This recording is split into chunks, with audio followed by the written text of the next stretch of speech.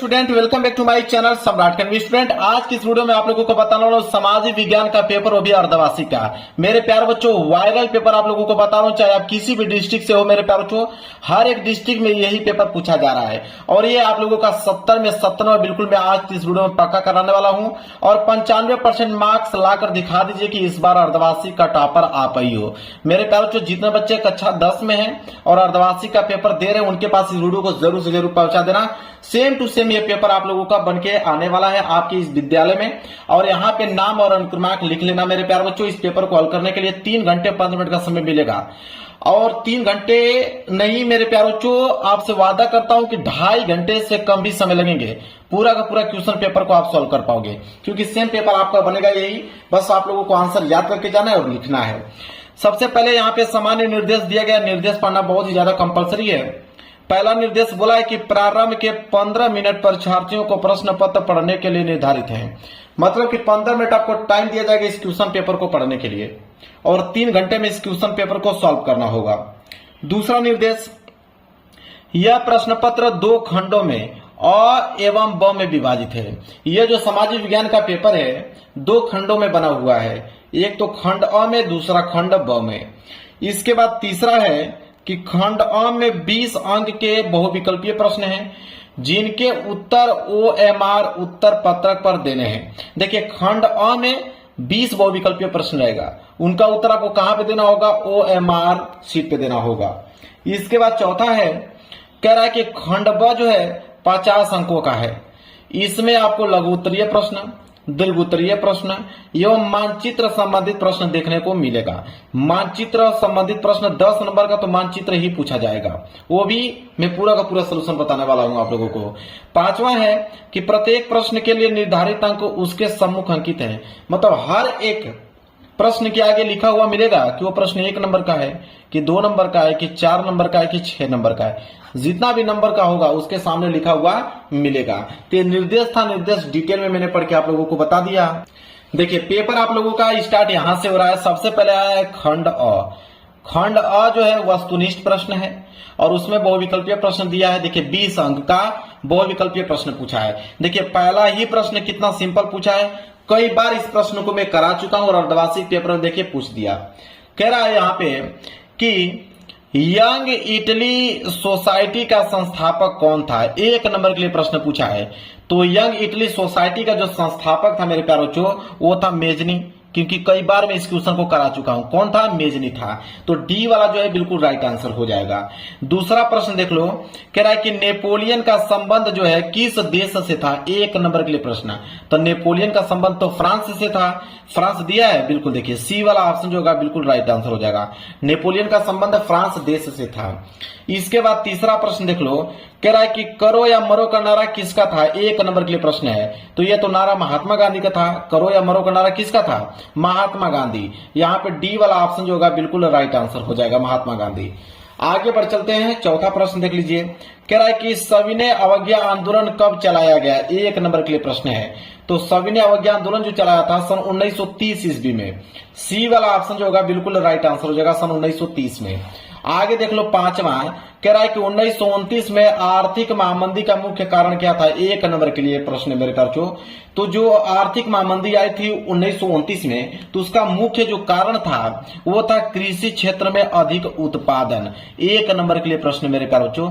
यहाँ पे ए वाला जो है बिल्कुल राइट आंसर हो जाएगा। बहुत ही ज्यादा इंपॉर्टेंट, ये सारे प्रश्न करा चुका हूं। जो लोग मुझसे डेली पढ़ते होंगे वो सारे के सारे प्रश्नों का जवाब दे पाएंगे। चलिए आगे बढ़ चलते हैं क्वेश्चन नंबर 6 की तरफ। देखिए, कह रहा है कि प्रांतीय प्रशासन का संचालन कौन करता है? 1 नंबर के लिए प्रश्न है। तो प्रांतीय प्रशासन का जो संचालन है वो कौन करता है? तो उसे करते हैं आपके मुख्यमंत्री जी। यहाँ पे बी वाला ऑप्शन जो होगा बिल्कुल राइट आंसर हो जाएगा, मुख्यमंत्री। इसके बाद 7वां प्रश्न है कि निम्नलिखित में से एक मिट्टी का प्रकार नहीं है। 1 नंबर के लिए प्रश्न है। तो मिट्टी का प्रकार इन चारों ऑप्शन में से कौन नहीं है? काली मिट्टी तो होती है, पीली मिट्टी भी होती है, लेटराइट मिट्टी भी होती है, सीमेंट मिट्टी कोई नहीं होता है। मतलब सीमेंट जो है मिट्टी का प्रकार नहीं है। डी वाला ऑप्शन जो होगा बिल्कुल राइट आंसर हो जाएगा। 8वां देख लो, कह रहा है कि कपास की खेती के लिए कौन सी मृदा उपयुक्त है? 1 नंबर के लिए प्रश्न है। तो कपास की खेती के लिए कौन सी जो मिट्टी होती है अधिक उपजाऊ मानी जाती है? तो कपास की खेती के लिए काली मिट्टी, यहाँ पे ए वाला ऑप्शन जो होगा बिल्कुल राइट आंसर हो जाएगा। आगे देख लो क्वेश्चन नंबर 9 क्या दिया हुआ है, कह रहा है कि सलाल बांध किस नदी पर बना है? एक नंबर के लिए प्रश्न है। तो सलाल बांध जो है किस नदी पर बना हुआ है? वो चिनाब नदी पर बना हुआ है। बी वाला ऑप्शन जो होगा बिल्कुल राइट आंसर हो जाएगा, चिनाब नदी पे। इसके बाद 10वां प्रश्न देख लो क्या है, कह रहा है प्रोजेक्ट टाइगर किस वर्ष प्रारंभ किया गया? एक नंबर के लिए प्रश्न है। तो प्रोजेक्ट टाइगर की अगर हम बात करें तो सन 1973 में इसे प्रारंभ किया गया। ए वाला ऑप्शन जो होगा बिल्कुल राइट आंसर हो जाएगा। इसके बाद है आप लोगों का प्रश्न संख्या 11, कह रहा है कि निम्नलिखित में से किसे औसत आय भी कहते हैं? एक नंबर के लिए प्रश्न है। और मेरे प्यार बच्चों इस प्रश्न को भी मैं कई बार करा चुका हूं, जितने बच्चे डेली पढ़ते होंगे इसका जवाब तुरंत दे पाएंगे। तो औसत आय की अगर हम बात करें तो प्रति व्यक्ति आय को ही हम लोग क्या कहते हैं? औसत आय कहते हैं। सी वाला ऑप्शन जो होगा बिल्कुल राइट आंसर हो जाएगा। 12वां प्रश्न देख लो क्या है कि कौन सा क्षेत्रक सबसे अधिक रोजगार देता है? एक नंबर के लिए प्रश्न है। तो कौन सा क्षेत्रक सबसे अधिक रोजगार देता है? वो है आपका प्राथमिक क्षेत्रक। कौन? प्राथमिक क्षेत्रक। ए वाला ऑप्शन जो होगा बिल्कुल राइट आंसर हो जाएगा। आगे बढ़ते हैं, अगला देख लो। अगला प्रश्न है प्रश्न संख्या 13, कह रहा है कि निम्नलिखित में से कौन सा संघीय सूची का विषय है? एक नंबर के लिए प्रश्न है। तो संघीय सूची का विषय इन चारों ऑप्शन में से कौन है? रक्षा। सी वाला ऑप्शन जो होगा बिल्कुल करेक्ट आंसर हो जाएगा। आगे बढ़ चलते हैं, अगला प्रश्न देख लीजिए। प्रश्न नंबर 14 क्या दिया हुआ है कि विभिन्न स्तरों पर सत्ता का बंटवारा कहलाता है? एक नंबर के लिए प्रश्न है। तो विभिन्न स्तरों पर सत्ता का बंटवारा जो है वो संघीय सरकार क्या कहलाता है? संघीय सरकार कहलाता है। सी वाला ऑप्शन जो होगा बिल्कुल राइट आंसर हो जाएगा। अगला प्रश्न है प्रश्न संख्या 15 कि निम्न में से संघात्मक शासन कहां नहीं है? एक नंबर के लिए प्रश्न है। तो संघात्मक शासन कहां पे नहीं है? श्रीलंका में। बी वाला ऑप्शन जो होगा बिल्कुल राइट आंसर हो जाएगा। चलिए अगला प्रश्न देख लो। प्रश्न संख्या 16 कह रहा है कि सुंदरवन राष्ट्रीय पार्क किस राज्य में स्थित है? एक नंबर के लिए प्रश्न है। तो सुंदरवन जो राष्ट्रीय पार्क है वो किस राज्य में स्थित है मेरे प्यारे बच्चों? वो है आपका पश्चिम बंगाल में स्थित है। कहां पर? पश्चिम बंगाल। सी वाला ऑप्शन जो होगा बिल्कुल राइट आंसर हो जाएगा। 17वां प्रश्न देख लो क्या है कि निम्नलिखित में से कौन सा विकसित देश है? एक नंबर के लिए प्रश्न है। तो इन 4 ऑप्शन दिए गए हैं, इसमें से विकसित देश बताना है तो फ्रांस। फ्रांस जो है विकसित देश है इन चारों में से। इसके बाद अगला है 18वां प्रश्न क्या है कि औपचारिक ऋण सबसे अधिक किस वर्ग के लोगों को मिलता है? तो अगर औपचारिक ऋण की बात करें तो सबसे अधिक किस वर्ग के लोगों को मिलता है? अमीर परिवार को, क्योंकि उनको मालूम होता है कि अमीर परिवार जो है वो चुकता कर सकते हैं ऋण को। इसके बाद 19वां प्रश्न कि निम्न में से किसको कृषि एवं सहायक क्षेत्रक भी कहते हैं? तो कृषि एवं सहायक क्षेत्र किसे कहते हैं? प्रारंभिक क्षेत्रक को मेरे प्यारे बच्चों। यहाँ पे ए वाला ऑप्शन जो होगा बिल्कुल राइट आंसर हो जाएगा। आगे देख लो 20वां प्रश्न क्या है, एक मार्क किन वस्तुओं के लिए प्रमाणिक चिन्ह है? एक नंबर के लिए प्रश्न है। तो एक मार्क की अगर हम बात करें तो खाद्य पदार्थों के लिए प्रमाणिक चिन्ह है। डी वाला ऑप्शन जो होगा बिल्कुल राइट आंसर होगा। देख पा रहे हो और द्विभाषिक पेपर में मेरे प्यारे बच्चों 20 में 20 आप ऑब्जेक्टिव क्वेश्चन को करके आओगे। वीडियो को लाइक कर देना मेरे प्यारे बच्चों और उनके पास जरूर शेयर करना जो अर्धवार्षिक पेपर देने वाले हैं। चलिए खंड अ तो समाप्त हो गया। अब हम लोग आगे बढ़ेंगे मेरे प्यारे बच्चों किसके तरफ? तो यहाँ पे खंड ब की तरफ। देखिए अब आ गया खंड ब और खंड ब में वर्णनात्मक प्रश्न आएंगे कितने नंबर के लिए? 50 अंक के लिए। सबसे पहले आएगा लघुत्तरीय प्रश्न और लघुत्तरीय प्रश्न में पहला प्रश्न क्या दिया हुआ उसको देखिए। कह रहा है यूरोप में राष्ट्रवाद के विकास में संस्कृति का क्या योगदान था? 4 नंबर। अगर ये प्रश्न नहीं करना चाहते हो तो अथवा करके दिया हुआ है कि खिलाफत आंदोलन क्यों शुरू हुआ? ये भी जो है 4 नंबर के लिए है। तो मैं आप लोगों को बता देता हूं कि यूरोप में राष्ट्रवाद के विकास में संस्कृति का क्या योगदान था। देखिए इसका आंसर क्या होगा तो नोट कीजिए। तो पहला का उत्तर लिखेंगे यहाँ पे कि यूरोप में राष्ट्रवाद के विकास में संस्कृति के योगदान को निम्नलिखित उदाहरणों से समझा जा सकता है। देखिए प्रथम, तो देखिए लिखेंगे प्रथम उदाहरण के रूप में हम रूमानीवाद नामक सांस्कृतिक आंदोलन को ले सकते हैं। रूमानीवाद एक ऐसा सांस्कृतिक आंदोलन था जो विशिष्ट प्रकार की राष्ट्रीय भावना का विकास करना चाहता था। और द्वितीय उदाहरण, दूसरा उदाहरण क्या है कि द्वितीय उदाहरण के रूप में हम क्षेत्रीय बोलियों को ले सकते हैं। क्षेत्रीय बोलियां राष्ट्र निर्माण में महत्वपूर्ण भूमिका का निर्वाह करती थीं, क्योंकि यही यथार्थ रूप में आधुनिक राष्ट्रवादियों के संदेश को अधिक से अधिक लोगों तक पहुंचाती थी जो अधिकांशतः निरक्षर थे। और तृतीय उदाहरण में हम ले सकते हैं कि तृतीय उदाहरण के रूप में हम संगीत को ले सकते हैं। कैरोल कुर्पिस्की, एक पोलिश नागरिक, ने राष्ट्रीय संघर्ष का अपने ऑपेरा में संगीत के रूप में गुणगान किया और पोलेनेस और माजुरला जैसे लोकनृत्यों को राष्ट्रीय प्रतीकों में बदल दिया। तो 3 मैंने उदाहरण यहाँ पे समझा दिया। तो यूरोप में राष्ट्रवाद के विकास में संस्कृति का क्या योगदान था, उदाहरण के माध्यम से एक्सप्लेन करके आपको लिख देना है। दूसरा प्रश्न देखिए क्या है। दूसरा प्रश्न है कि स्थानीय सरकारों के महत्व का वर्णन कीजिए। इसके बाद देखिए यह प्रश्न 4 नंबर के लिए, यह प्रश्न नहीं करना चाहते हो तो अथवा करके दिया है कि सामाजिक अंतर कब और कैसे सामाजिक विभाजनों का रूप ले लेता है। अब इन दोनों में से कोई एक ही प्रश्न करना है। चलिए तो मैं ऊपर वाला बता देता हूं कि स्थानीय जो है सरकारें के महत्व का वर्णन कीजिए। तो देखिए इसका आंसर कैसे आप लिखोगे, देखिए दूसरे का उत्तर नोट कीजिए कि जब केंद्र और राज्य सरकारों से शक्तियां लेकर स्थानीय सरकारों को दी जाती है तो इसे सत्ता का विकेंद्रीकरण कहते हैं। इसमें तीसरे स्तर को स्थानीय शासन कहा जाता है। स्थानीय शासन का महत्व निम्नलिखित है। पहला, अनेक समस्याओं का निपटारा स्थानीय स्तर पर ही बढ़िया ढंग से हो सकता है क्योंकि लोगों को अपने इलाकों की समस्याओं की बेहतर समझ होती है। दूसरा नोट कीजिए कि लोगों को इस बात की भी जानकारी होती है कि पैसा कहां खर्च किया जाए और चीजों का अधिक कुशलता से उपयोग किस तरह किया जा सकता है। तीसरा है कि स्थानीय स्तर पर लोगों को फैसलों में सीधे भागीदारी बनाना भी संभव हो जाता है, इसलिए लोकतांत्रिक भागीदारी की आदत पड़ती है। इस प्रकार स्थानीय सरकारों की स्थापना स्वशासन के लोकतांत्रिक सिद्धांत को वास्तविक बनाने का सबसे अच्छा तरीका है। क्लियर है। चलिए आगे बढ़ेंगे। तीसरा प्रश्न देख लीजिए। तीसरा प्रश्न क्या है कि भारत में भूमि उपयोग के प्रमुख प्रारूपों का विवेचना कीजिए। 4 नंबर मिलेगा।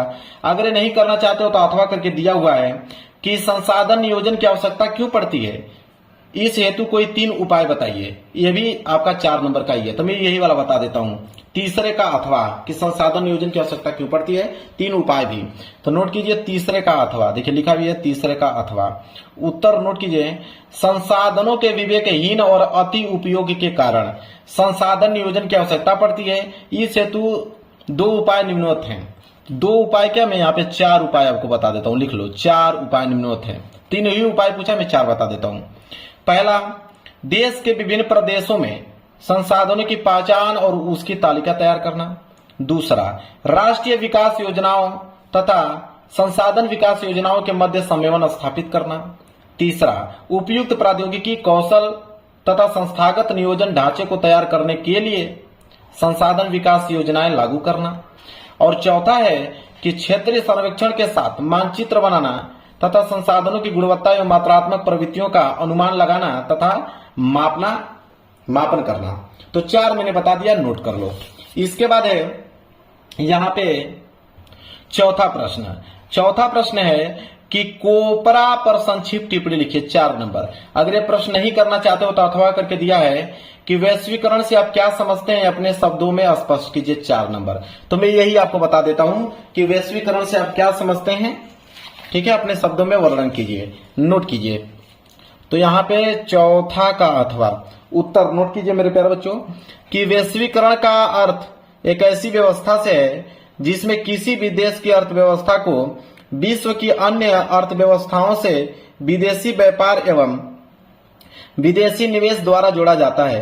वैश्वीकरण के कारण आज विश्व में विभिन्न देशों के बीच वस्तुओं, सेवाओं, तकनीकी तथा श्रम का आदान प्रदान हो रहा है।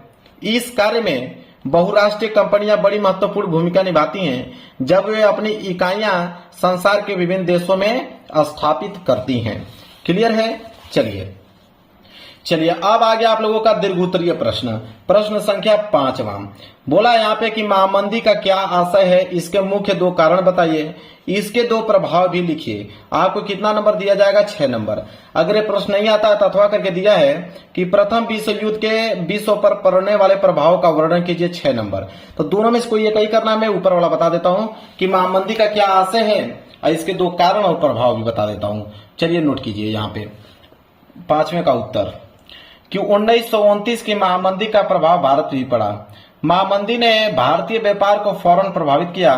1928 से लेकर 1934 के बीच के आयात निर्यात घटकर लगभग आधे रह गए थे। 1928 से लेकर 1934 के बीच भारत में गेहूं की कीमत 50% गिर गई। शहरी निवासियों के मुकाबले किसानों और काश्तकारों को ज्यादा नुकसान हुआ।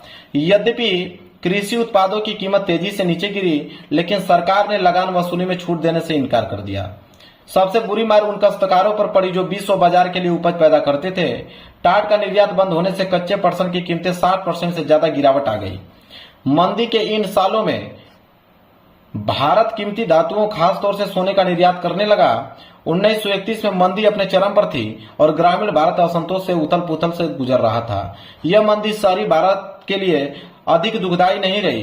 कीमतें गिरते जाने के बावजूद शहर में रहने वाले ऐसे लोगों की हालत ठीक रही जिनकी आय निश्चित थी। क्लियर है? चलिए आगे बढ़ेंगे अगले प्रश्न की तरफ। प्रश्न संख्या 6 कह रहा है कि संघवाद क्या है? भारत की संघात्मक शासन व्यवस्था की प्रमुख विशेषताओं का वर्णन कीजिए। 6 नंबर। अगर ये नहीं आता है तो अथवा करके दिया है कि नारीवाद का क्या अभिप्राय है? भारत की विधायिकाओं में महिलाओं के प्रतिनिधित्व की स्थिति पर प्रकाश डालिए। 6 नंबर। तो मैं ऊपर वाला बता देता हूं आप लोगों को कि संघवाद क्या है, भारत की संघात्मक शासन व्यवस्था की प्रमुख विशेषताओं का वर्णन कीजिए। तो चलिए नोट कीजिए। तो यहाँ पे 6 का उत्तर है। सबसे पहले हेडिंग डालेंगे संघवाद। लिखेंगे संघवाद सरकार एक प्रारूप है जिसमें सर्वोच्च सत्ता विकेंद्रीय प्राधिकार और उसकी विभिन्न आनुवंशिक इकाइयों के बीच बढ़ जाती है। संघवाद की प्रमुख विशेषताएं हैं। संघवाद की प्रमुख विशेषताएं निम्नलिखित हैं। कौन कौन? पहला, यहाँ सरकार 2 या 2 से अधिक स्तरों वाली होती है। दूसरा, अलग अलग स्तर की सरकारें एक ही नागरिक समूह पर शासन करती हैं, पर कानून बनाने, कर अपना अपना अधिकार होता है। कर वसूलने से प्रशासन उनका, कहने को होता है प्रशासन चलाना और कर वसूलने का उनका अलग अलग अधिकार होता है। इसके बाद है तीसरा कि विभिन्न स्तरों की सरकारों के अधिकार क्षेत्र संविधान में स्पष्ट रूप से वर्णित होते हैं, इसलिए संविधान सरकार के हर स्तर के अस्तित्व और प्राधिकार की गारंटी और सुरक्षा देता है। चौथा है कि संविधान के मौलिक प्रावधानों को किसी एक स्तर की सरकार अकेले नहीं बदल सकती है। ऐसे बदलाव दोनों स्तर की सरकारों की सहमति से ही हो सकता है। पांचवा है कि अदालतों को संविधान और विभिन्न स्तरों की सरकारों के अधिकारों की व्यवस्था करने का अधिकार है। विभिन्न स्तर की सरकारों के बीच अधिकारों के विवाद की स्थिति में सर्वोच्च न्यायालय का निर्णायक की भूमिका निभाता है। और अगला है कि वित्तीय स्वायत्तता निश्चित करने के लिए विभिन्न स्तर की सरकारों के लिए राजस्व के अलग अलग स्रोत जो हैं वो निर्धारित है। सातवां है कि इस प्रकार संघीय शासन व्यवस्था के दोहरे उद्देश्य हैं: देश की एकता की सुरक्षा करना और उसे बढ़ावा देना तथा इसके साथ ही क्षेत्रीय विविधताओं का पूरा सम्मान करना। चलिए आगे बढ़ते हैं अगले प्रश्न की तरफ। प्रश्न संख्या 7वां देख लीजिए। प्रश्न संख्या 7वां क्या है कि मृदा अपरदन का क्या अभिप्राय है? इस समस्या के समाधान हेतु कोई 4 उपाय समझाइए। 6 नंबर मिलेगा। अगर नहीं आता तथवा करके दिया है कि भारत में विभिन्न समुदायों ने किस प्रकार वन और वन्य जीवन रक्षण में योगदान किया। तो मैं ऊपर वाला बता देता हूं कि मृदा अपरदन का क्या अभिप्राय है और उसके समाधान के कोई 4 उपाय भी। तो देखिए सबसे पहले मृदा अपरदन हेडिंग डालिए। लिखेंगे कि मृदा के कटाव और बहाव की प्रक्रिया को हम लोग मृदा अपरदन कहा जाता है। मृदा के बनने और अपरदन की क्रियाएं आमतौर पर साथ साथ चलती हैं, किंतु विभिन्न मानवीय क्रियाओं से मृदा अपरदन तेजी से होने लगता है। इसके निम्नलिखित कारण है। कौन कौन? पहला भौतिक कारक। लिखेंगे मृदा अपरदन के लिए उत्तरदायी मुख्य भौतिक कारक निम्नलिखित हैं। कौन कौन से? देखिए पहला, ढाल वाली भूमि पर अपरदन समतल भूमि की अपेक्षा ज्यादा होती है। दूसरा, तीव्र और मूसलाधार वर्षा से मृदा अपरदन होता है और यह मृदा जो है मृदा की ऊपरी परत को अपने साथ बहाकर ले जाती है। तीसरा, पवनें जब आंधी का रूप ले लेती हैं तो बहुत बड़ी मात्रा में मृदा उड़ाकर ले जाती हैं। शुष्क मरुस्थलीय प्रदेशों में मृदा अपरदन का यह सबसे बड़ा कारक है। दूसरा होता है मानवीय कारक। इसके द्वारा भी मृदा का अपरदन होता है। मानवीय कारक क्या होता है कि निम्नलिखित कुछ मानवीय कारकों को भी मृदा अपरदन के लिए उत्तरदायी माना जाता है। जैसे पहला, पशुओं द्वारा अत्यधिक चराई से भूमि का वनस्पति पर आवरण समाप्त हो जाता है। इस स्थिति में मृदा पर जल और वायु का प्रभाव जो है तीव्र होता है। दूसरा, वृक्षों की जड़ें मृदा की रक्षा करती हैं। वनों के कटाव से मृदा अपरदन में तेजी आ गई है क्योंकि पानी और पवनों के बहाव से वृक्ष जो है कम कर सकते हैं। तीसरा, कृषि के गलत तरीकों से भी मृदा अपरदन होता है। गलत ढंग से हल चलाने, जैसे ढाल पर ऊपर से नीचे की ओर हल चलाने से वाहिकाएं बन जाती है, जिसके अंदर से बहता हुआ पानी आसानी से मृदा का कटाव करता है। चौथा है, खनिज पदार्थ निकालने के लिए खनन कार्य से भी मृदा अपरदन होता है। क्लियर है? चलिए आगे बढ़ेंगे अगले प्रश्न की तरफ। प्रश्न संख्या 8वां कह रहा है यहाँ पे कि विकसित देशों की किन्हीं 3 प्रमुख विशेषताओं का वर्णन कीजिए। 6 नंबर। अगर ये नहीं आता है तो अथवा करके दिया है कि संगठित और असंगठित क्षेत्रों की रोजगार परिस्थितियों की तुलना कीजिए। 6 नंबर। तो मैं ऊपर वाला बता देता हूं कि विकसित देशों की किन्हीं 3 प्रमुख विशेषताओं का वर्णन। चलिए नोट कीजिए। उत्तर 8 का कि जिन देशों ने प्राकृतिक संसाधनों तथा तकनीकी ज्ञान के बल पर पर्याप्त आर्थिक विकास कर लिया है वे विकसित देश कहलाते हैं। जैसे उदाहरण में ब्रिटेन, संयुक्त राज्य अमेरिका, जापान व जर्मनी विकसित देशों की 3 प्रमुख विशेषताएं निम्नलिखित है। कौन कौन से? चलिए नोट कीजिए। तो पहला विशेषता जो है वह है कि उन्नत विज्ञान तथा तकनीकी द्वारा प्राकृतिक संसाधनों का उपयोग। ये हेडिंग है, लिखिएगा कि प्राकृतिक संसाधन किसी भी देश के आर्थिक विकास के आधारशिला होते हैं। पर्याप्त प्राकृतिक संसाधन देश के आर्थिक विकास की कुंजी है। विकसित देश उन्नत विज्ञान तथा तकनीकी द्वारा प्राकृतिक संसाधनों का उपयोग करके आर्थिक विकास के लक्ष्य को प्राप्त करने में सफल होते हैं। जापान व इंग्लैंड ने बड़ी मात्रा में कच्चे माल का आयात करके मात्र विज्ञान में उन्नत तकनीकी के समुचित उपयोग करके तीव्रता से विकास किया है। दूसरा है वृहत स्तर पर औद्योगिकीकरण। लिखेंगे इसमें कि सभी विकसित देशों ने आर्थिक स्तर पर प्राप्त करने की दृष्टि से बड़े पैमानों के उद्योगों की स्थापना वृहत स्तर पर कर ली है। ब्रिटेन, संयुक्त राज्य अमेरिका, जापान, जर्मनी आदि देशों ने औद्योगिकरण की ओर विशेष ध्यान दिया है। इन देशों में लोहा इस्पात उद्योग, रसायन उद्योग, इंजीनियरिंग उद्योग, मोटर गाड़ी निर्माण उद्योग, पोत व वायुयान निर्माण उद्योग आदि का तीव्र गति से विकास हुआ है। और तीसरा नोट कर लो, तीसरा है अत्यधिक विकसित यातायात एवं संचार व्यवस्था। लिखिए इसमें कि विकसित देशों में यातायात एवं संचार व्यवस्था का विकास उच्च स्तर पर कर लिया है। इन देशों में सड़क तथा वृहत रेल पथों का जाल बिछा है। ट्रांस साइबेरियन रेलमार्ग विश्व का सबसे बड़ा लंबा रेलमार्ग है। इन देशों में रेल तथा वायु परिवहन का भी विकास कर लिया है। जल परिवहन नदियों, झीलों तथा नहरों द्वारा संपन्न होता है। इसके अतिरिक्त स्वचालित मोटर गाड़ियों, विद्युत रेलगाड़ियों, पनडुब्बियों, आधुनिक जलयानों तथा तीव्रगामी हवाई जहाजों ने भी इन देशों के एक दूसरे से निकट ला दिया है। इन देशों में संचार साधनों का भी अत्यधिक विकास हुआ है। क्लियर है? चलिए अब आ गया मानचित्र संबंधित प्रश्न। अब मानचित्र संबंधित प्रश्न है, बोला है कि प्रश्न संख्या 9A तथा 9B मानचित्र संबंधित प्रश्न है। तो 9A बोला है कि निम्नलिखित स्थानों को भारत के दिए गए मानचित्र पर इस चिन्ह द्वारा नाम सहित दर्शाइए। सही नाम तथा सही अंकन के लिए आधे आधे अंक निर्धारित हैं। चलिए देखते हैं पहला प्रश्न। कह रहा है वह स्थान जहां भारतीय राष्ट्रीय कांग्रेस का अधिवेशन सितंबर 1920 में हुआ। तो 1920 सितंबर में भारतीय राष्ट्रीय कांग्रेस का अधिवेशन कहां पे हुआ? तो मेरे प्यारों बच्चों वो हुआ था कलकत्ता में। कहां पे? कलकत्ता में हुआ था। तो आप यहाँ पे नाम लिखोगे कलकत्ता। अब कलकत्ता मानचित्र पर जहां पे होगा उसको इस चिन्ह के द्वारा यहाँ पे डिनोट कर दीजिएगा। आधा नंबर यहाँ से मिल जाएगा। तो 1 नंबर हो गया। दूसरा है कि वह स्थान जहां महात्मा गांधी ने नमक कानून तोड़ा। तो नमक कानून तोड़ा था कहां पे? दांडिया में। तो दांडिया में नमक कानून उन्होंने तोड़ा। तो दांडी देख लीजिएगा मानचित्र पे कहां है और इस चिन्ह से दर्शा दीजिएगा। इसके बाद तीसरा, वह स्थान जहां जलियांवाला बाग की घटना घटी। तो जलियांवाला बाग की घटना घटी अमृतसर में। कहां पे? अमृतसर में घटी थी। तो अमृतसर लोकेशन में ढूंढकर और इस चिन्ह के द्वारा वहां पे दर्शा दीजिएगा। क्लियर है? चलिए इसके बाद है आप लोगों का चौथा, वह स्थान जहां महात्मा गांधी का किसान सत्याग्रह आंदोलन हुआ। तो किसान सत्याग्रह आंदोलन हुआ था गुजरात में, वो भी खेड़ा स्थान पे। तो लिखेंगे गुजरात खेड़ा। अब गुजरात जहां पे भी है मानचित्र पे वहां दर्शाकर और इस लोकेशन से आपको प्रदर्शित कर देना है। इसके बाद है वह जिला जहां चौरी चौरा की घटना घटी। कहां पे घटा था? गोरखपुर में। तो गोरखपुर को आपको लोकेशन पे दर्शा देना। किस चिन्ह से? इस चिन्ह के द्वारा। इसके बाद 9 का बी है कि निर्देश दिए गए भारत के मानचित्रों में निम्नलिखित को दर्शाइए। चलिए देखते हैं। पहला है उत्तर प्रदेश की राजधानी को इस चिन्ह के द्वारा दर्शाना है। तो उत्तर प्रदेश की राजधानी क्या है? लखनऊ। तो लखनऊ मानचित्र में जहां पे भी होगा उसको इस चिन्ह से आप डिनोट कर दीजिएगा। नर्मदा नदी पर बना एक बांध, जैसे सलाल बांध है, तो इसको इस चिन्ह के द्वारा आप सलाल बांध को दर्शा दीजिएगा। इसके बाद दक्षिण भारत की प्रमुख नदी जिसे चिनाब नदी है, तो इसको आप इस साइन से आप उसको डिनोट कर दीजिएगा। इसके बाद है भारत के किसी एक जूट उत्पादक राज्य को किस चिन्ह के द्वारा, इस चिन्ह के द्वारा प्रदर्शित करना है। और है आपका पांचवा कि भारत का कोई एक परमाणु ऊर्जा केंद्र को इस चिन्ह के द्वारा नाम सहित दर्शाना है। अब मेरे प्यारे बच्चों इस पेपर को मैंने कर दिया बिल्कुल समाप्त।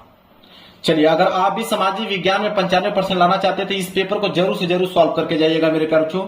वीडियो को लाइक कर देना, चैनल पर नए हो तो चैनल को जरूर सब्सक्राइब कर लेना। मिलेंगे एक प्यारे से नेक्स्ट वीडियो में, तब तक के लिए धन्यवाद।